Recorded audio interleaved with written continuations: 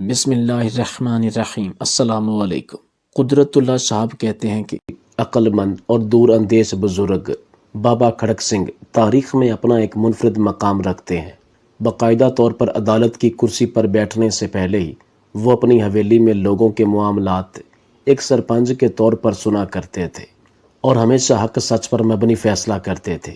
یہی وجہ تھی کہ دور دراز سے لوگ انصاف کروانے کے لیے ان کی حویلی میں آتے، کیونکہ اس وقت ان کی حویلی کسی بھی بڑی عدالت سے کم نہ تھی، کیونکہ وہاں بغیر کسی ذات اور رتبے کے قاضی کھڑک سنگھ ہمیشہ انصاف کو ملحوظ خاطر رکھتے ہوئے حق فیصلہ کرتے تھے، چاہے وہ کسی کے ہی خلاف کیوں نہ ہو۔ قاضی بابا کھڑک سنگھ کا ایک بڑا ہی دیرینہ مسلمان دوست تھا جس کا نام محمد اسحاق تھا۔ محمد اسحاق بھی اپنے وقت کا ایک جانا مانا اور کھرا تاجر تھا۔ قاضی بابا کھڑک سنگھ اور محمد اسحاق بہت ہی اچھے دوست اور لنگوٹیا یار تھے۔ محمد اسحاق اپنے کاروباری معاملات کی وجہ سے اور تجارت کو بڑھانے کی غرض سے راجدھانی دلی میں آ گئے اور یہیں پر اپنی تجارت کرتے تھے۔ کئی سال بعد وہ قاضی بابا کھڑک سنگھ سے ملنے ان کی حویلی پر جاتے تھے اور بابا کھڑک سنگھ بھی ان سے ملنے ملانے کے لیے راجدھانی دلی آیا کرتے تھے۔ قاضی بابا کھڑک سنگھ اور محمد اسحاق کے درمیان ماں سوائے مذہب کے اور کوئی تفرقہ نہ تھا۔ دونوں ایک دوسرے سے اپنے دکھ سکھ بانٹتے تھے، مشاورت ہوتی یا دنیا داری کے معاملات اور لین دین میں ایک دوسرے کی مدد کرتے۔ قصہ مختصر یہ کہ سرزمین ہند پر محمد اسحاق اپنے وقت کا بہت طاقتور مالدار مسلمان تاجر تھا۔ اس آدمی کے 4 بیٹے تھے۔ ایک بیٹے کا اچانک انتقال ہو گیا، اس کی عمر 18 سال تھی۔ محمد اسحاق اپنے جوان بیٹے کی موت کے بعد دن بدن کمزور اور لاغر ہوتا گیا، لیکن اس کے پاس مال و دولت کی کوئی کمی نہیں تھی۔ ایک عمر کا تقاضا اور دوسرا بیٹے کے غم نے اسے بہت زیادہ نڈھال کر دیا، حتیٰ کہ بیماری اور کمزوری کی وجہ سے یہ صحیح طرح سے تجارت بھی نہ کر پاتا اور دنیا داری سے کافی حد تک اکتا چکا تھا۔ جب وہ مزید بوڑھا ہو گیا تو اسے احساس ہونے لگا کہ اس کا کوئی بیٹا اس کی اچھی طرح دیکھ بھال نہیں کر رہا۔ ہر بیٹا اپنی اپنی زندگی میں مصروف ہے۔ تاجر محمد اسحاق نے سوچا کہ کیوں نہ وہ اپنے مال کو اپنے بچوں میں تقسیم کر دے، کیونکہ آج نہیں تو کل یہ مال انہی میں ہی تقسیم ہونا ہے، اور میری زندگی کا کیا پتہ، اگر میں اچانک انتقال کر گیا تو میرے بیٹے کہیں آپس میں جائیداد کی خاطر لڑتے جھگڑتے نہ رہیں اور میرے والد کی بنی بنائی عزت خاک میں نہ ملا دیں۔ لہٰذا اس نے فیصلہ کیا کہ میں اپنی تمام جائیداد اپنے تینوں بیٹوں میں تقسیم کر دوں، تاکہ اس سے کمائے کھائیں اور اس احسان کے بدلے میں اپنے بوڑھے والدین کی خدمت کریں۔ اس نے اپنی بیوی سے مشورہ لیا تو اس نے بھی بوڑھے شوہر کے خیال کی تائید کی۔ چنانچہ ایک دن اس نے ایک مختصر سی محفل رکھی اور اپنے تینوں بیٹوں کو بلوایا۔ جب تینوں بیٹے اس کے پاس حاضر ہو گئے تو اس نے کہا، میرے بیٹو، تم سب جانتے ہو کہ میں نے اپنی جوانی کمانے میں خرچ کر دی۔ میں نے اپنے پیسے سے تم تینوں کی اچھے گھرانوں میں شادی بھی کر دی ہے۔ اب میں بوڑھا ہو چلا ہوں، میری اولاد جوان ہو چکی ہے، میں تجارت کے لیے بازار میں نہیں نکل سکتا، میں کاروبار کے لیے بازار میں نہیں نکل سکتا۔ میں نے سوچا کہ آخر یہ سب مال جو میرے پاس رکھا ہوا ہے کیوں نہ تمہارے درمیان تقسیم کر دوں، تاکہ تم اس سے فائدہ اٹھاؤ اور کماؤ کھاؤ۔ چنانچہ میں نے اپنا سارا مال تم تینوں بھائیوں میں تقسیم کرنے کا ارادہ کیا ہے۔ میری اور تمہاری والدہ کی زندگی کا بڑا حصہ گزر چکا ہے، اب تھوڑی سی زندگی باقی ہے۔ نہ جانے کب زندگی کی سانسیں لڑکھڑا جائیں اور ہم تم لوگوں سے جدا ہو جائیں۔ تم تینوں سے میں یہ کہنا چاہتا ہوں کہ اگر تم لوگ تھوڑی بہت اگر ہم میاں بیوی پر توجہ دو گے تو ہماری زندگی آرام سے گزر جائے گی، اور ہم میاں بیوی تم سے کچھ نہیں چاہتے، بس ہماری جو بنیادی ضروریات ہیں وہ پوری کرو اور ہمیں کچھ وقت دیا کرو۔ بس اب جاؤ۔ میں نے اپنے پورے مال کو جو میں نے اپنا بچپن جوانی لگا کر کمایا، اس سب مال کو جس میں میرا خون پسینہ شامل ہے، اس کے ذرے ذرے کو تم تینوں میں برابر تقسیم کر دیا ہے۔ آج کے بعد میرا سارا مال تم تینوں کا ہے، کماؤ کھاؤ اور اللہ کی راہ میں خرچ کرو۔ بس اتنی گزارش ہے کہ اب ہم دونوں میاں بیوی تمہاری خدمت کے محتاج ہیں۔ تم لوگ ہمیں فراموش مت کرنا، ہمیں یقین ہے کہ اللہ تعالی ہمیں ضائع نہیں کریں گے۔ تینوں بیٹوں نے باپ کو یقین دلایا کہ وہ ماں باپ کی خدمت کریں گے، ہر طرح سے ان کا خیال رکھیں گے، ان کی ہر ضرورت پوری کریں گے۔ اپنی ضرورت بعد میں، لیکن آپ دونوں کی ضرورت پہلے پوری کریں گے۔ پھر تینوں بھائی اپنا اپنا حصہ لے کر تجارت اور دیگر کام کاج میں مشغول ہو گئے۔ کچھ ہی دنوں میں وہ اپنی مشغولیت میں ایسے ڈوبے کہ والدین کی خدمت کرنا بھول گئے۔ ہر بیٹا یہی سوچتا تھا کہ چلو میں اپنے والدین کی خدمت نہیں کر سکتا، یا میرے پاس اتنا وقت نہیں ہے، تو دو بھائی اور بھی تو ہیں۔ وہ دونوں بھائی بھی اسی طرح سوچتے تھے کہ کوئی نہ کوئی ہم تینوں میں سے والدین کی خدمت میں ہمہ تن مصروف ہی ہوگا۔ ان میں سے ایک سوچتا وہ دونوں بوڑھے والدین کی خدمت کرتے ہی ہوں گے۔ یوں بوڑھے والدین تنہا ہو کر رہ گئے، بالکل اکیلے ہو کر رہ گئے۔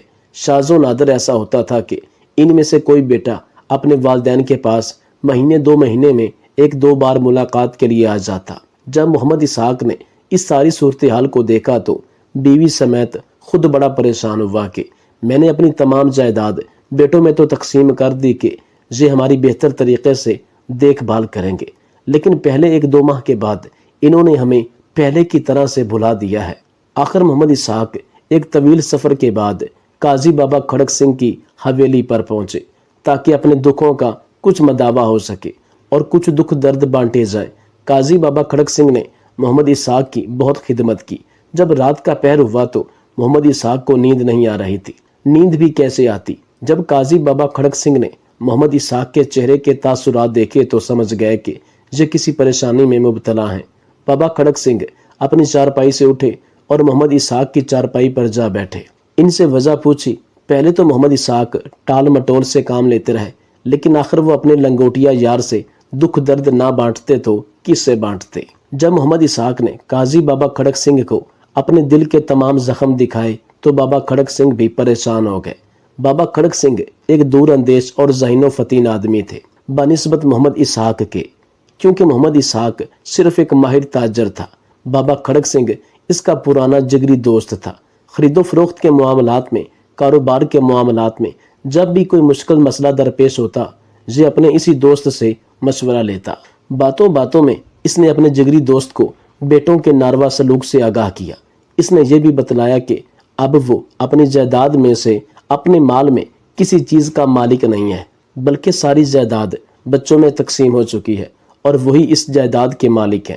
اس بوڑھے محمد اسحاق کا جگری دوست بابا کھڑک سنگھ بڑا ذہین و فطین تھا، اسی لیے بوڑھے نے مشورہ لینے کے لیے اس کا انتخاب کیا تھا۔ بوڑھے کے دوست بابا کھڑک سنگھ نے کہا کہ میں تمہیں تمہاری نافرمان اولاد کی بے حسی اور عدم توجہی سے چھٹکارا دلانے کے لیے کافی ہوں۔ تم پریشان نہ ہو، لیکن ہمارے درمیان جو باتیں ہوئی ہیں تم اپنے بیٹوں کو ان کی ہوا بھی نہ لگنے دینا، یعنی ان کو بالکل پتہ نہ چلنے دینا۔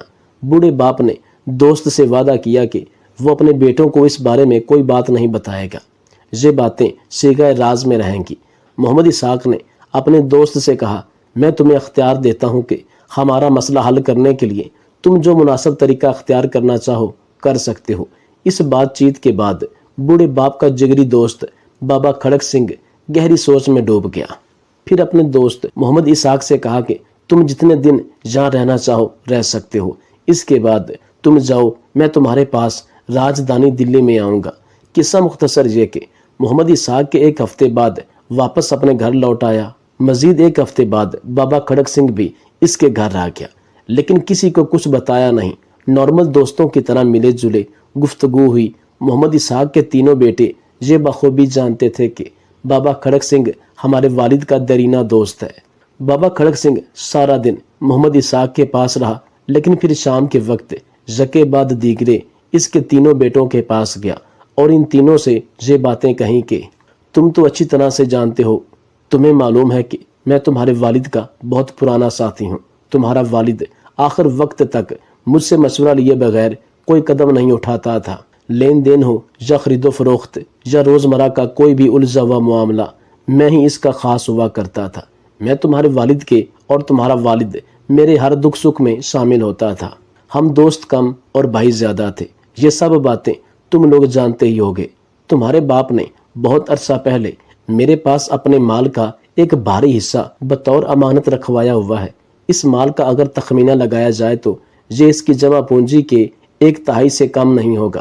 خود میرے پاس اتنا زیادہ مال ہے کہ میں اس کی حفاظت سے عاجز ہوں۔ اس لیے میں چاہتا ہوں کہ تمہارے باپ کو اس کی رکھی ہوئی तमाम दौलत वापस कर दूं। आखिर कब तक मैं ये दर्द अपने सर लिए रहूंगा। और हाँ, मैं ये अमानत तन तनहा वापस करना नहीं चाहता।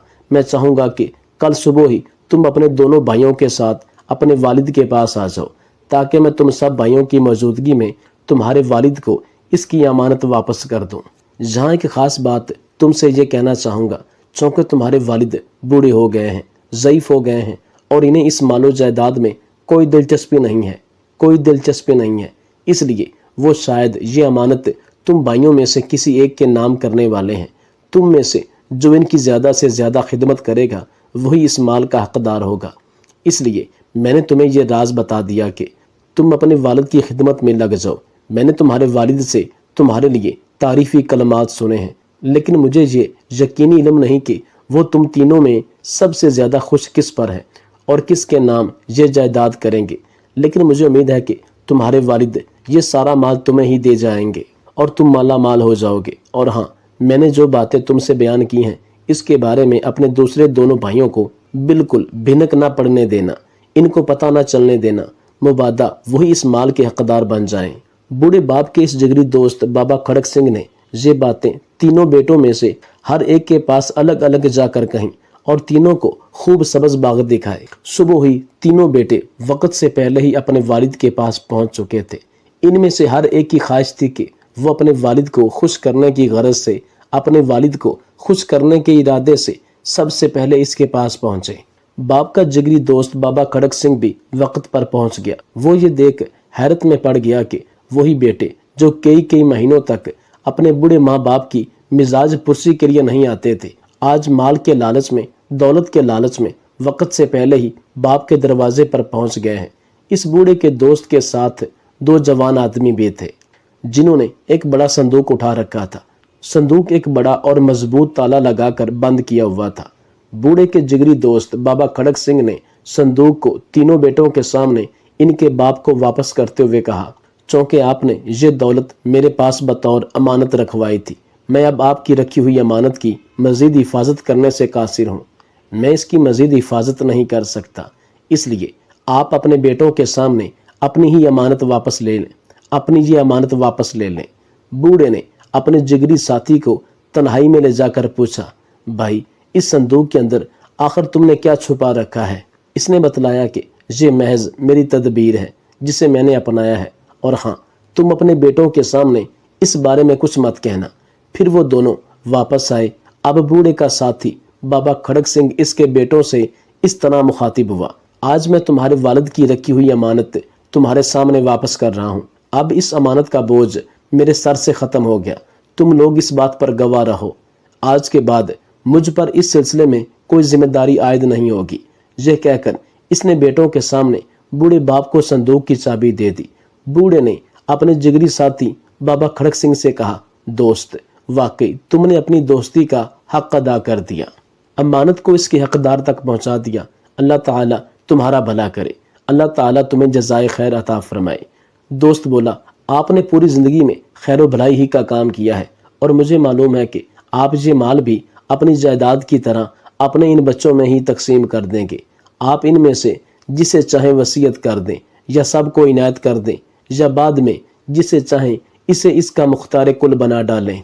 ये कहकर इसने सलाम किया और वहाँ से रुखसत हो गया।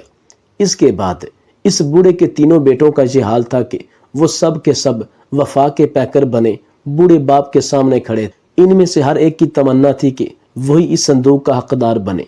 बाप ने बेटों से कहा कि मैं अभी ये फैसला नहीं कर सकता कि यह संदूक तुम में से किस बेटे को दूं। अलबत्ता कुछ दिनों के बाद इसी संदूक के अंदर मैं एक वसीयत अपने उस बेटे के नाम लिख कर रख दूंगा जिसे देना चाहूँगा। मेरे मरने के बाद, मेरी वफात के बाद तुम लोग इसे खोलना और अंदर से जिसके नाम वसीयतनामा निकलेगा ये माल उसी का होगा। बेटे अपने बाप की बात सुनकर हैरत ज़दा रह गए। वो ये समझ रहे थे कि इनका बूढ़ा बाप ये माल भी इनके माबैन, इनके दरमियान इसी तरह तकसीम कर देगा जिस तरह पहले तकसीम किया था। मगर इस दफ़ा ऐसा नहीं हुआ। अब इन तीनों में से हर बेटा अपने बूढ़े वालिदैन की खिदमत में लग गया कि किसी न किसी तरह अपने बाप के इस माल का मुस्तहक वही ठहरे। बस अब क्या था, तीनों बेटे अपने बाप की खिदमत के लिए यूं मसरूफ़ हो गए جیسے بھوکا آدمی کھانے پر ٹوٹ پڑتا ہے۔ کوئی باپ کی خدمت کے لیے صبح آنکھ کھلتے ہی پہنچ جاتا، کوئی اپنی بیوی بچوں کے ساتھ باپ کے پاس پہنچ کر اس کے پاؤں دباتا، کوئی رات کے وقت بھی اپنے والد کی خیریت دریافت کرنے آ جاتا۔ کوئی بیٹا آئے دن نیا لباس لے آتا تو کوئی جوتا لے آتا، کوئی مکھن لے آتا، حتیٰ کہ ہر بچہ جب اپنے والدین کے پاس آتا تو کچھ نہ کچھ ان کے لیے کھانے پینے پہننے کے لیے اچھی چیزیں لے کر آتا۔ بوڑھا باپ اپنے بیٹوں کے دل کی حقیقت کو اچھی طرح سمجھتا تھا۔ یہ اور بات ہے کہ بستی کے لوگ، اس علاقے کے لوگ اس بوڑھے پر رشک کرتے تھے کہ اس کے بیٹے کتنے وفادار اور اطاعت گزار ہیں، لیکن انہیں کیا معلوم تھا کہ یہ سب کچھ مال کے لالچ میں ہو رہا ہے، ورنہ یہی باپ 2 مہینوں تک اپنے بیٹوں کی شکل دیکھنے کو ترس جاتا تھا۔ صندوق رکھا ہوا تھا، چابی باپ نے نامعلوم جگہ پر چھپا رکھی تھی۔ بیٹے آتے رہے اور باپ کی خدمت کرتے رہے۔ یہ سلسلہ کوئی 7 سال تک چلتا رہا۔ بسا اوقات بیٹے اپنے دل میں سوچتے کہ ہمارا بوڑھا باپ کب تک زندہ رہے گا۔ ادھر باپ بچوں کی خدمت سے بڑی خوشی محسوس کر رہا تھا۔ 8 سال گزرنے کے بعد آخر کار وہ وقت آ ہی گیا جس کا بیٹوں کو شدت سے انتظار تھا۔ باپ کا انتقال ہو گیا۔ لوگوں کے سامنے تو تینوں بیٹوں کے چہرے اترے ہوئے تھے اور آنکھوں سے بناوٹی آنسو نکل رہے تھے، لیکن اندر ہی اندر یہ تینوں بیٹے بہت خوش تھے کہ اب اتنی بڑی جائیداد کے مالک بن جائیں گے، اور تینوں کو یہی لگتا تھا کہ والد صاحب یہ وصیت میرے نام پر لکھ کر ہی گئے ہوں گے۔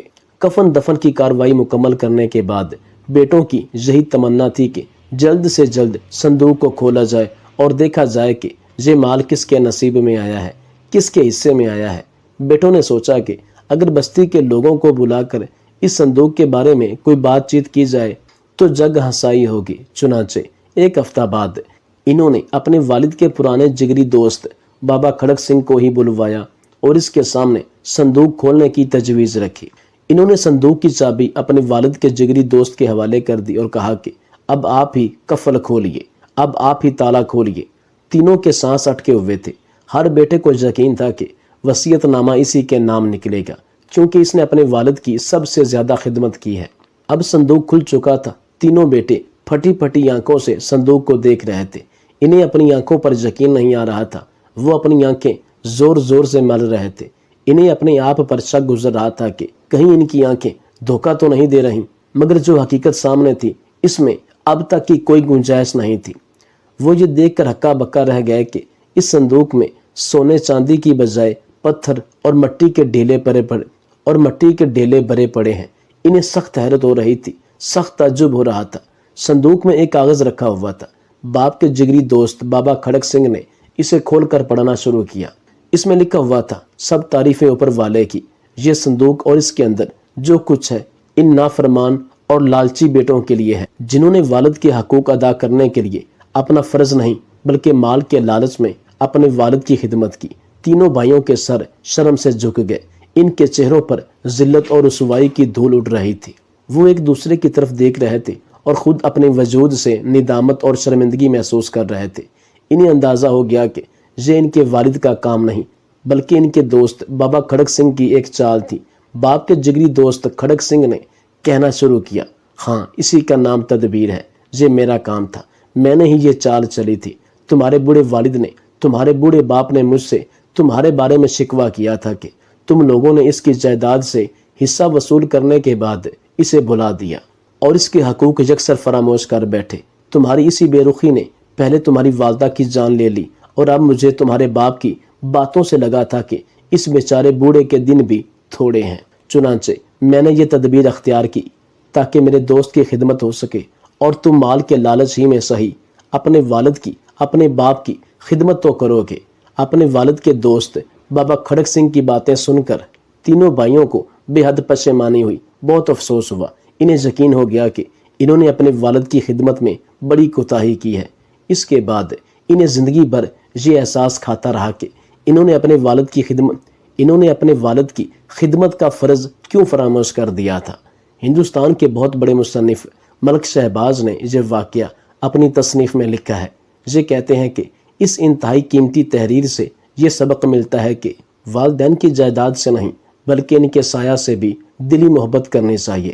یہ اولاد کا والدین پر احسان نہیں بلکہ فرض ہے، اور یہ فرض بھی ایسا ہے کہ اس فرض کو دن رات ادا کر کے بھی اولاد ان کا ایک لمحہ بھی واپس نہیں کر سکتی۔ قرآن پاک میں بھی اللہ تعالیٰ نے سب سے زیادہ بھلائی کا مستحق، بھلائی کا حقدار والدین کو ٹھہرایا ہے۔ اس سے بڑھ کر کسی بھی مسلمان، کسی بھی مومن کے لیے کوئی دلیل نہیں ہو سکتی۔ لہٰذا ہر حال میں اپنے والدین کے ساتھ بھلائی کریں، ان کی خدمت کریں۔ یہ کسی بھی اولاد کے پاس جنت کمانے کے مواقع ہوتے ہیں، اور جو بدبخت اولاد یہ مواقع گوا دیتی ہے وہ دنیا و آخرت میں ذلیل و رسوا ہو جاتی ہے۔ اور یہ بھی اٹل حقیقت ہے کہ اولاد جیسا سلوک اپنے والدین سے کرے گی، آنے والے وقت میں بالکل ویسا سلوک ان کی اولاد ان سے کرے گی۔